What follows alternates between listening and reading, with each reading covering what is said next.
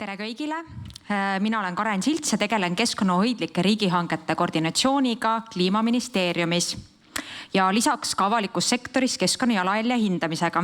Ja täna räägin siis, mis on riigi visioon siis teede ehituses üleüldiselt, mida me hakkame siis keskkonnahoidlike riigihangetega reguleerima ja käime ka läbi siis kriteeriumite paketi, mis siis tõenäoliselt meil määruse vormi saab. Et vaatame need üle, aga miks just teedeehituse valdkond? Täna on Euroopa Liidus siis Prantsusmaal, Hollandil, Leedus, Rootsis on ainukesena kohustuslikud kriteeriumid teedeehituses kehtestatud. Aga valikuliselt kasutatakse ka teistes liikmesriikides siis keskkonnahoiu tingimusi riigihanke alusdokumentides. Täna on siis teedeehitus oma mahult, kui me võtame hoonete ehitus ja teedeehitus, siis need materjalimahud on lihtsalt meeletud. Et need ei ole võrreldavad. See, mis meil täna läheb pinnase täiteks taristu rajamiseks, need kogused on hunnitud. Ja sellest tulenevalt, et taristu ehitus moodustab siis 30-40% riiklikest ehitushangete mahust, me leiamegi, et me peame need sammud astuma, et see valdkond muutuks keskkonnahoidlikumaks. Ja kui me tuleme natuke siin numbrite juurde, siis keskkonnahoidlike riigihangete kogumaht hangete arvust on siis 20% ja kui me räägime rahalisest mahust, siis me oleme kasvavas trendis liikunud, ehk siis rahalisest mahust on meil keskkonnahoidlike hangete arv 30%. Ja kui me võtame riigieelarve, siis kogu avaliku sektori hanked moodustavad sellest circa 1/3, mis tähendab täna, et hankijatel, nii avaliku sektori hankijatel kui ka võrgustikusektori hankijatel on väga suur mõjuvõim seda turgu muuta, stimuleerida tootjaid, teenusepakkujaid, pakkuma meile keskkonnahoidlikumaid lahendusi. Aga et kogu seda keskkonnahoidlike teede kriteeriumite paketti kokku panna, meil tulidki turuosalised, erialaliidud, ehk siis tootjad, teenusepakkujad tulid laua taha ja konsensuslikult me lõpuks siis ühtse suuna leidsime. Aga kus siis teedeehitusesse kõige suurem mõju tuleb täna, on meil peamiselt just bituumen toodetest ehk siis erinevad asfaltsegude tootmised tehastes. Ehk siis millisel energiaallikal see põhineb, on see taastuv või taastumatu energiaallikas, siis tsement on väga suure jalajäljega. Kunda vahepeal tootis meil siin rohelist tsementi, mis oli väiksema CO2 jalajäljega ja siis omakorda transpordist, et kui kaugelt me mingisuguseid materjale transpordime ja võib-olla me ei peagi kõike kaevandama esmase toorme näol, vaid saame uuesti siis ringlusse võtta. Ja kui me räägime teedeehituse mõjust, siis kogu globaalses kliimavõtmes, siis Eesti kasvuhoonegaaside raamistikus on energeetika on top 1, mis on kõige suurema CO2 heitega, siis teedeehitus moodustab meil sellest 5%. Aga 1 kilomeetri tee ehitamine võib siis tekitada hinnanguliselt 150-300 tonni CO2. See siis tuleb erinevate teadusuuringute põhjal välja. Ja siin hakkabki nüüd mängima juba tehnoloogilised võtted, kas me kasutame pinnaste stabiliseerimist, milliseid materjale me kasutame, sest on väga tulnud me ei pea traditsioonilist killustikku, paegi või killustikku igal pool kasutama, me saame kasutada seal muid innovaatilisemaid materjale, mille füüsilised, keemiline võimekus on palju parem, ta on palju tõhusam ja selle võrra me kasutame ka seda materjali seal vähem. Aga millised väljakutsed meil siis praegu hangetes on olnud, miks me ei ole juba kasutanud neid keskkonnahoiu nõudeid harmoniseeritult Eesti turust lähtuvalt. Ehk siis ikka on see hinnateema, et hinnapõhine lähenemine, et madalam hind ja siis kes parema diili lauale paneb, see selle hanke võidab. Aga plaan on siis riigina liikuda proportsionaalselt, et lisaks hinnale hakkab rolli mängima ka hindamiskriteeriumitena, ehk siis me hakkamegi küsima seal kvaliteedi rolle. Aga selle me jätame ikkagi ka hankijale vabaks, ehk siis sellele asutusel, kas seda teeb Transpordiamet või seda teeb linnavalitsus või väiksem kohalik omavalitsus, kuidas ta proportsionaalselt selle hinna ja kvaliteedi poole paika sätestab lähtuvalt siis hankeobjektist. Ja võttes arvesse siis tee-ehitajad ja materjalitootjad, siis täna turul on valmisolek olemas pakkuma meile paremaid, innovaatilisemaid lahendusi. Kui me rääkisime läbi siin tee-ehitajate, materjalitootjatega, erialaliitudega, siis neil on täna tahe olemas. Lihtsalt sätestage riigihanke tingimused vastavalt, et see võimalus olekski neid paremaid, innovaatilisemaid lahendusi pakkuda. Ja nüüd nende kriteeriumitega me tahame kehtestada konkreetse raami, ehk siis Eesti tasandil vähemalt meil on harmoniseeritud lähenemine, ettevõtjatel tekiks kindlustunne teha investeeringuid siis erinevatesse tehnoloogiatesse, erinevatesse uudsetesse masinatesse. Keegi ei taha teha tee-ehitusmasinat osta nüüd ühe hanke raames. Need on väga kulukad, need on suured investeeringud, neil on vaja näha pikka plaani. Ja mis siis on suure nüüd see pointer on suure sammuna oleme edasi astunud. Me oleme saanud valmis siis Tallinna Tehnikakõrgkooliga tema meeskonnaga koostöös siis olelusringi hindamise kalkulaatori, metoodika ja siis omakorda Exceli põhise mudeli. Ja me hakkamegi hindama siis teede puhul, ma jõuan nende kriteeriumiteni ka pärast, et kuidas hakkab olema, aga me hakkame hindama ka seda CO2 ekvivalenti. Ehk siis meil tuleb rahalisele väärtusele juurde ka tegelikult palju me õhku siis CO2 paiskame. Näiteks hollandlased, nemad kasutavad CO2 redelit, nemad hindavad seda. See annab lihtsalt meile ka reaalse andmerea lõpuks, kas selline keskkonnahoidlik lahendus, mida ma kasutasin teelõigul A ja mida ma kasutasin B-l, kus mul tuli see suurem keskkonnavõit. Võib-olla järgmine kord ma peaksin kasutama hoopis sellist konstruktsiooni lahendust, seal ma võiksin hoopis teha pinnaste stabiliseerimist või ma peaksin tegema need materjali asendused. Ehk siis ta annab tegelikult meile selle teaduspõhise lähenemise, aga et otsast minna, me peame samm-sammult neid arvutusi tegema hakkama. Ja lisaks siis olelusringi hindamisele on ka valmimas siis olelusringi maksumuse kalkulaator, mis annab meile sellise kõige kulutõhusama lähenemise. Ehk siis milline lahendus, kui me võtame arvesse ka kõik suvised, talvised teehoolded ja muud parandusremondid, milline lahendus oleks täna riigina või siis avaliku sektori hankjale kõige parem. Sest me tahame, et tuleks kvaliteet, keskkonnahoid ja teede eluiga oleks pikem. Mitte nii, et see jääb 9,8 aastat on keskmine põhitrasside tee eluiga. Ja kriteeriumite väljatöötamise protsessi käis paralleelselt oli meil rakendusuuring käimas, mida siis tegi Tallinna Tehnikakõrgkool. Ja sealt tuli samamoodi välja, et teede ehituses ei ole täna tegelikult probleem rahas. Kui me vaatame nüüd, et 25 aastal oli teehoiukavas meil 100 miljonit, tänavu aastal on meil 280 miljonit ja tegelikult kui me võtame nüüd 26–29 kogu teehoiuperioodi, siis see on praktiliselt circa miljard on meil raha ja päris palju. Et lihtsalt ongi, et kuidas me saame nutikamalt väikse riigina neid materjali uuesti siis ringlusse võtta või luua siis paremaid vastupidavamaid materjale, mida siis asendada karjäärist tuleneva näiteks killustikuga. Et leidagi need võimalused. Aga ma räägin, et neid lahendusi ei saa üks ühele, et igas hankes ma kasutan täpselt samamoodi. See oleneb ikkagi konkreetselt sellest hanke objektist, sellest taristu läbilaske võimest, kas ta on põhimaantee, kas ta on külgmaantee, et see oleneb hästi paljudest tehnilistest nõuetest.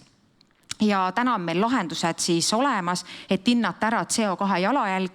Täna esimesed pilootprojektid koostöös siis Transpordiametiga on arvutamisel ja Transpordiamet on ise ka juba neid arvutusi teinud, et leida üles ka kalkulaatoris, kui on veakohti, et neid saaks parandada.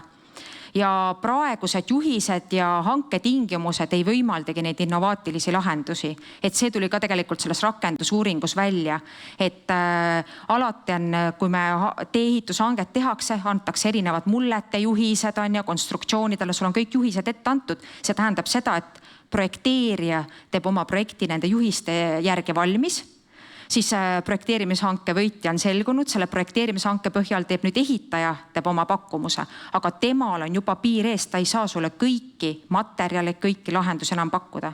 Ta on nagu lukku keeratud.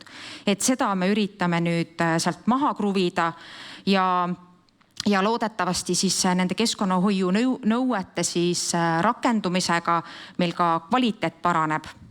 Et me näeme ära tegelikult, kus need veakohad on. Me ka tegelikult teame seda, kus need täna aluskonstruktsioonide stabiliseerimine on see põhiprobleem, miks meil need roopad ka tekivad teedes. Ja muidugi meil ei ole siin graniitkillustik, meil on siin lubjakivikillustik. Ja millised tehnilised lahendused on täna olemas siis väiksema CO2 jalajälje saavutamiseks? Ma olen korduvalt öelnud, pinnaste stabiliseerimine on kindlasti võtmesõna. Täna on turul pakkumus olemas, aga lihtsalt me peame suutma lähtuvalt siis objektist, taristulõigust, siis rohkem seda rakendada. Kas me kasutame vibratsioonitehnoloogiat, teeme sinna eraldi tüüsid sisse ja ka täidame neid killustikuga, et see läbi siis esmase toorme vajadust vähendada. Ringmaterjalide siis kasutus on ja freespuru suurem kasutamine, aga siin oli ka, kui me läbirääkimised olid, et miks me ei võiks kogu aeg panna mingi protsendiga näiteks freesasfaldi kasutus. Me ei saa seda teha. See tähendaks seda, et igas Eesti ütleme, et jagame Eesti 5 regiooni osaks, siis igal pool peaks olema tegelikult meil see freesasfalt ka tagatud, aga seda ei ole, me ei freesi kogu aeg seda üles, meil ei ole iga piirkonna peal kogu aeg seda varu olemas. Et see tekib mingis piirkonnas on, kui seal läheb see objekt töösse, järgmine objekt võimalusel võiks kohe kasutada. Aga see on ka kiire info liikumine. Madala temperatuuriga asfaltsegud, et vähendavad oluliselt energiakulu ja kui me võtame nüüd, varasemalt on hästi palju kasutusele olnud kuumad asfaltsegud. Ja kui me lähme tegelikult vara kevadesse ja lähme juba sügisel hakkame talve poole minema, siis me peamegi tegelikult neid kuumasid kasutama. Me ei saa soojasid segusid kasutada, sest et seal tekib juba temperatuurilised probleemid meil, aga miks need madala temperatuuriga segud ehk siis soojad segud head ongi see, et nende tootmiseks me kasutame palju vähem energiat. Kui seda maha laotatakse bituumensegu, siis see on ka teetöölistele palju ohutum. Sellepärast, et nemad on nende aurude sees, nad hingavad neid aure sisse ja see on kantserogeenne, see on vähki tekitav. Et tegelikult ei ole ainult keskkond, et me peame vaatama nii keskkonda, majandus kui ka sotsiaalseid aspekte tervikuna. Et kogu hange peab olema väärtuspõhine. Ja muidugi tark tihendamine. Ehk siis täna on tehnoloogia olemas, et kuidas siis juba tee-ehituse käigus ära kontrollida, et ei jääks neid õhuvahesid alus erinevates katendikihtidesse. Et kui seal me näeme juba ära, kus need kohad on, ühesõnaga selle probleemi elimineerime, siis ka on hiljem ei teki sul neid roopaid ja see juba läbi selle targa tihendamise me saame neid probleeme vältida. Ja materjalide ja konstruktsioonide optimeerimine. Ehk siis täitematerjalidele peame lisaks siis, kui me hakkasime olelushingi hindamise ehk siis LCA kalkulaatorit looma teedeehitusel, siis me pidime ka kõrvale looma teedeehituse materjalide andmebaasi. Ja seal sai pandud siis erinevatele materjalidele keskmised CO2 väärtused. Seal, kus oli võimalik, oli Eestis juba uuringud läbi viidud. Me saame päris täpse siis CO2 paika panna tabelis, aga mõnede materjalide puhul me pidime siis erialaliidu materjalide tootjatega selle keskmise numbri kokku leppima, mida siis peab ajas üle vaatama. Ja kütuste puhul on meil lihtne. Igal riigil on erinevad kütuseliigist lähtuvalt eriheitetegurid ja neid Eesti Keskkonnauuringute Keskus siis iga-aastaselt ka uuendab. Ja neid saame ka seal materjalide andmebaasis uuendada. Suurema fraktsiooniga segud võivad vähendada jalajälge kuni 30%. Et kus see siis tuleneb, et mul on siin kõrval, no nii, ei näita. Kõrval on siin väike tabel ja Eestis on, kui igal pool Baltikumis mujal on killustiku fraktsioon 0,90 ja muudes Euroopa Liidu liikmesriikides ka, siis Eestis on meil lähenemine olnud, et see killustiku fraktsioon peab olema 0,63. Aga kui me võtaksime sama lähenemise, et see oleks 0,90 fraktsiooni suurus, siis sealt tuleks juba oluline energia kokkuhoid ja ta oleks meile kulutõhusam lahendus. See siis tuli ka tegelikult sellest rakendusuuringust välja. Ja erinevad konstruktsioonid siis ehk siis tee kandevõime pool tuleks siis projekteerida elutsükli ehk siis olelusringi kestvust arvestades, et kui hankija teab, et see tee näiteks peab 20 aastat kestma, siis ta ka tegelikult peaks kestma, siis need konstruktsioonid tulekski vastavalt teha. Et tihti jõuamegi tagasi sinna siis aluskihtide stabiliseerimise juurde. Ja tugevad ja stabiilsed siis aluskihid vähendavadki meile hooldusvajadust. Et mida vähem meil seda roobast tekib, seda vähem me peame tegema neid teede lappimisi. Aga täna siis keskmine teeregistri statistika näitab seda, et 3 aasta pärast on meil juba tegelikult see vajumine olnud, roobaste näos on olemas. Ja nüüd peamegi neid nutikamaid lahendusi kasutusele võtma, et seda vältida. Et teede kvaliteet säiliks pikemalt.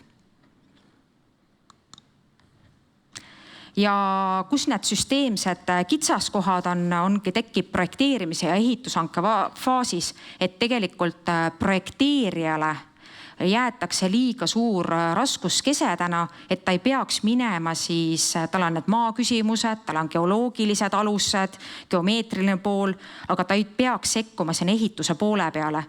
Ja nüüd LCA mudelit üles ehitades me tegime ka sellise konsensuse, et kui projekteerija siis oma projekti kokku paneb, siis ta võtab iga materjali veokaugus on temale 50 kilomeetrit, et kuskilt pidime selle optimaalse lahenduse leidma, aga projekteerijal ei peaks jääma nii suur otsustuskoht otseselt nende materjalid üle. Selle võiks lahendada ära ehitaja.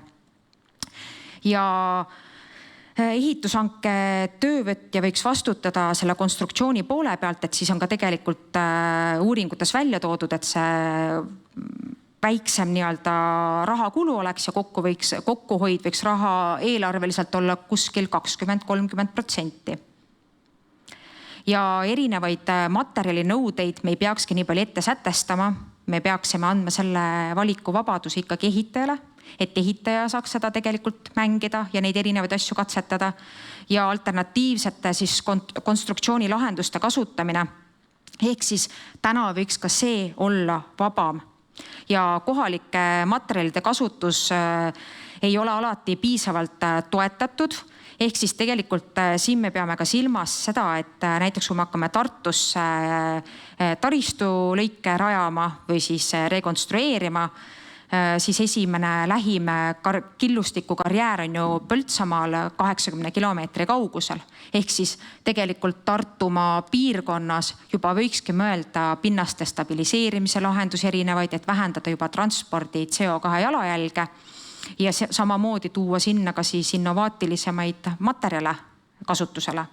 Ja kõik, mis saab, enne oli betooni purustamine, et kus vähegi kannatab füüsilised ja keemilised omadused lähtuvalt nendest aluskihtidest, et seal võiks palju rohkem võtta siis teedeehituses ringlevat materjali kasutusele. Ja millised need kriteeriumid siis on ja kus me need kehtestame? Meil on täna olemas riigihanke seaduses volitusnorm ja eraldi siis valdkonna eest vastutav minister, täna siis energeetika keskkonnaminister, saab anda välja siis määrusena erinevate valdkondade peale õigusakte ja meil on keskkonnaministri määrus number 35, mille all on siis välja töötatud juba erinevad lisad. Meil on mööblile, puhastustoodetele, kontoriiteseadmetele ja koopiajoonestuspaberitele. Ja sõidukitele on meil määrus 6, aga selle määruse number 35 alla need kriteeriumid ka kehtestame. Ja mis siis oluline tähelepanek on, kui algul me tahtsime teha konkreetselt kohustuslikud tee-ehituse keskkonnahoiu kriteeriumid ja valikkriteeriumid, mis oleks nagu kraad kangemad olnud oma keskkonnatoime poolest, siis nüüd me teeme ühtse universaalse kriteeriumite paketi, kus siis vähemalt avaliku võrgustiku sektori hankija peab valima 3 kohustuslikku kriteeriumi.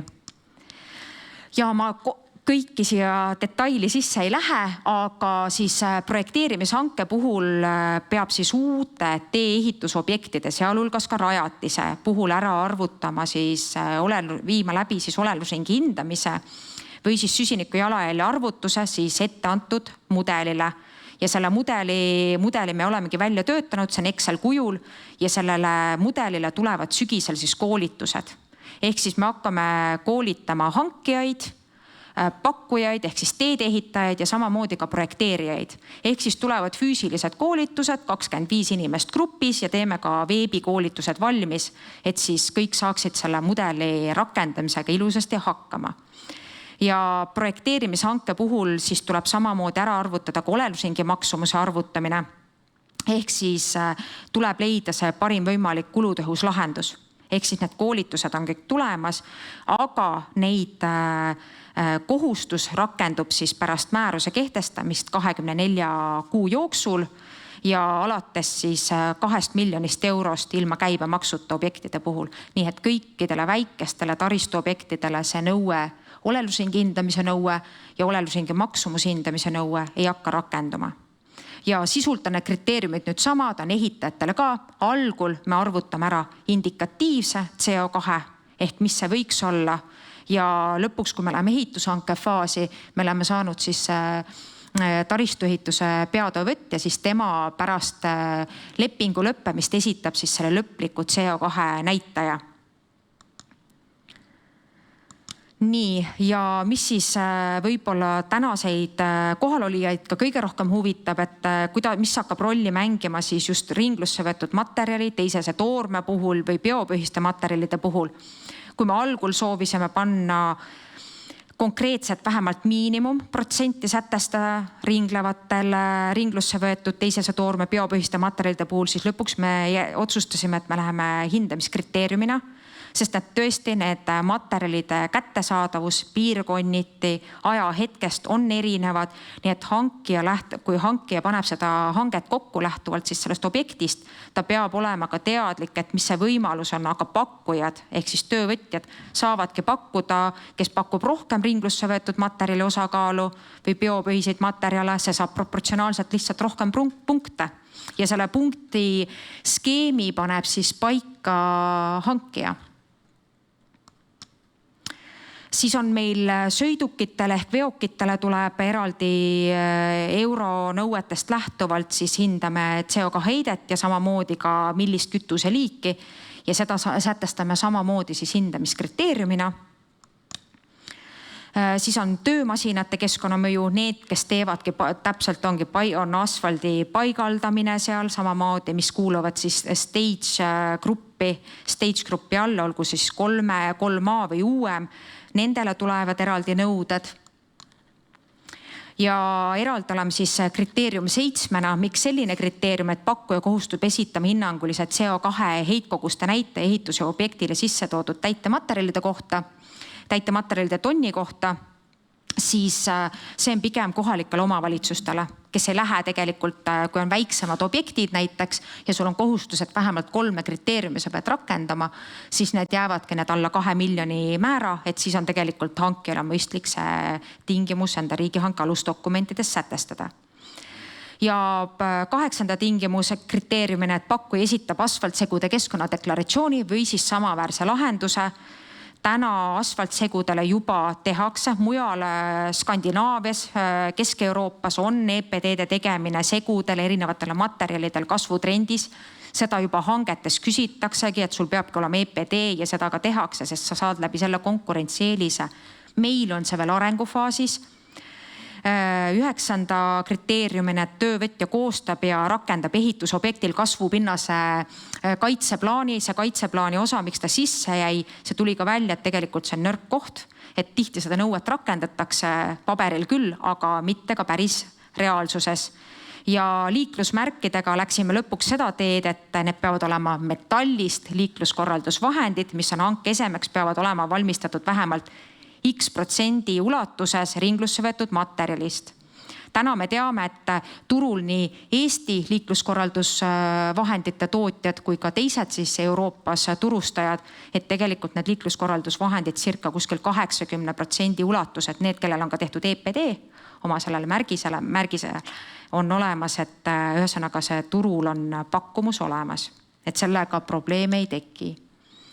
Ja liiklusummikute leevendamise kava saab samamoodi ühe tingimusena sätestada ja täitematerjalide siis hoiustamine varjualuse all.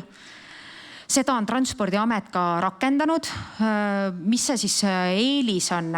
Ta küll konkureerib nüüd mobiilsete asfaltsegude jaamadega. Need, kellel on mobiilsed asfaltsegu jaamad, nemad tegelikult ei tahaks pigem seda, aga samas, kui sul on vaja nagu teatud materjalid on väga poorsed, nad absorbeerivad sul palju niiskust ja kui sa lõpuks tahad seda niiskust sealt välja ekstraheerida, siis see võtab väga palju energiat. Ja kui sa pead seda näiteks diislil põhinevate masinatega tegema, siis jalajälg läheb lihtsalt meeletuks. Ja nagu ma enne ka välja tõin, siis eelistada soojasid asfaltsegusid. Ja ka siinkohal kindlasti me ka juhendis määrusele tuleb eraldi juhend, kus me siis seletame, millal on seda mõistlik rakendada ja millal mitte, et siis sellest ajaperioodist lähtuvalt.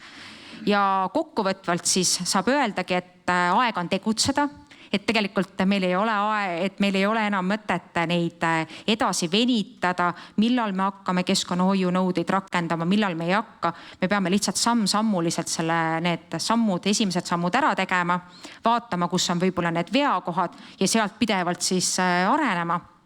Ja olelusringi hindamise, kui me teeme ära teedeehituses olelusringi hindamise, siis teadusuuringute põhjalt circa see 25% sääst meil seal tuleb just hooldus- ja remondifaasis ja väiksemad energiakulud ja hooldusvajadused, mis otseselt mõjutab ju riigi rahakotti. Ja kui me teeme ka teedeehituses siis olelusringi hindamise läbi, siis me saamegi sealt lähtuvalt siis materjalidest, tehnoloogiatest 30–50 tonni CO2 kilomeetri kohta vähendada.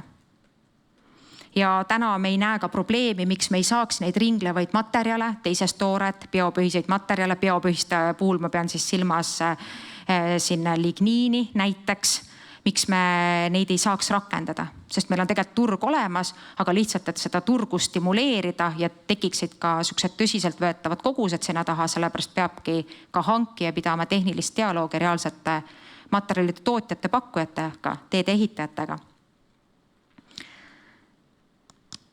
Nii, ja täna on meil olemas ka vajalikud siis tööriistad, kus me hakkame koolitama, me hakkame olelusringi hindama, meil on olelusringi maksumushindamise kalkulaator olemas ja need koolitustega alustame sügisel, ehk siis turu koolitamine esimeses otsas.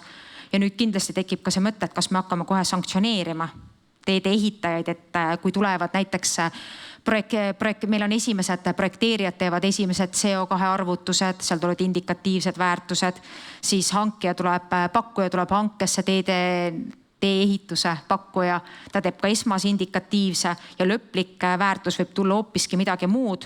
Et kas me hakkame kohe siis trahve kirjutama, kohe ei hakka, et me jätamegi selle aja etappi, et saame rahulikult üle minna. Ja praegu juba Transpordiamet tegelikult ka rakendab vaikselt siis piloteerimise faasis neid nõudeid. Ja mis me siis sellest saamutame, et läbi nende uudsemate tehnoloogiliste lahenduste, paremate materjalide me vähendame oma negatiivset keskkonnamõju. Ja kui me võtame rohkem materjali korduskasutame, võtame uuesti ringlusesse, siis me ei pea ka nii palju kasutama esmast tooret. Ja samas kogu selle protsessiga küll teede ehitus moodustas ainult 5% meie kasvuhoonegaaside heitmest, aga läbi selle me panustame endiselt ka kliimaeesmärkidesse. Ja see olekski kõik, et keskkonnahoidlikud hanked ei ole asi iseenesest. Need on tegelikult väga loogilised talupoja tarkust rakendatavad lahendused, et me ei pea kogu aeg uut materjali kaevandama, uusi karjääre avama, me peaksime võtma seda kasutusele, mis meil täna on ja kuskil seisab. Ja siin, kui Simo Ilomets rääkis ka enne, et neil on auditeerimise projekt, et tegelikult kõik need vanad hooned, riigihooned, mis seisavad ja lõpuks, kui need saame teada, mis me nende telliste ja raudbetooniga teha saame, et need võiks ka uuesti kõik kus siis kuskil päriselt rakendust leida või siis tõesti tee-ehitusel ka purustada või siis tõesti sealt uus materjal toota. Aitäh teile! Aitäh teile, Karenile aplausi! Me oleme küll ajaliselt päris lõhki, aga ma ühe võimaluse annaks ikka küsida. Siin oli infot nii palju, et kui kellegi üks küsimus, panname sinna keskele siis mikrofoni korraks, et üks küsimus Karenile ja siis me liigume kohe edasi päeva esimese poole viimase ettekande juurde ja pärast seda siis juba lõunapaus. Kas te kriteeriumite koostamisel jätsite avatuks võimaluse katendina kasutada teedel ka betooni? Ja asfalt, betoon, Õismäe tee saab nüüd, kui ma ei eksi, siis saab 10-aastaseks või saigi nüüd see aastal, et see Õismäe lõik, et kes Õismäe poolt tulevad Keila poolt sisse Õismäe see, siis olete näinud, et seal on aastaid olnud sama teelõik, et ja kindlasti asfalt-betoon teed ma arvan, et ei kao kuhugi, lihtsalt ongi, et kuidas hankijad seda sätestavad. Aga need tänased uuringud ja nii-öelda see pikaajaline kogemus näitab, et nad ongi vastupidavamad. Aitäh, Karen! Ma usun, et siin küsimusi kindlasti on veel. Pärast saab küsida. Teeme Karenile aplausi loomulikult.